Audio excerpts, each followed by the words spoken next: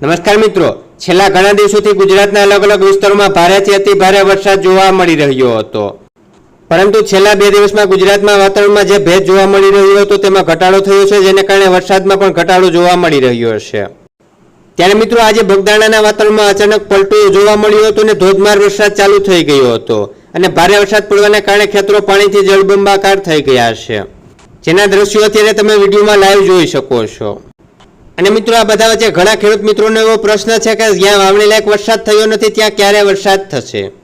તો મિત્રો 23 તારીખથી લઈને 30 તારીખ સુધીમાં ગુજરાત ઉપર એક સાયક્લોનિક સર્ક્યુલેશન બનવાનું છે અને આ સર્ક્યુલેશનને કારણે ગુજરાતમાં ભારેથી અતિ ભારે વરસાદનો સાર્વત્રિક રાઉન્ડ જોવા મળશે। તેમજ આ રાઉન્ડ દરમિયાન ગુજરાતના બધા જ વિસ્તારોમાં વાવણી લાયક વરસાદ થઈ જશે। ત્યારે મિત્રો બગદાણામાં પડેલા આજના વરસાદનો આ વિડીયો બતાવું તે પહેલા આવી જ રીતે પડે તાજા સમાચાર દરરોજ તમારા મોબાઈલમાં મળતા રહે માટે નીચે આપેલ કાળું સબસ્ક્રાઇબનું બટન દબાવી ચેનલને સબસ્ક્રાઇબ કરી લેજો।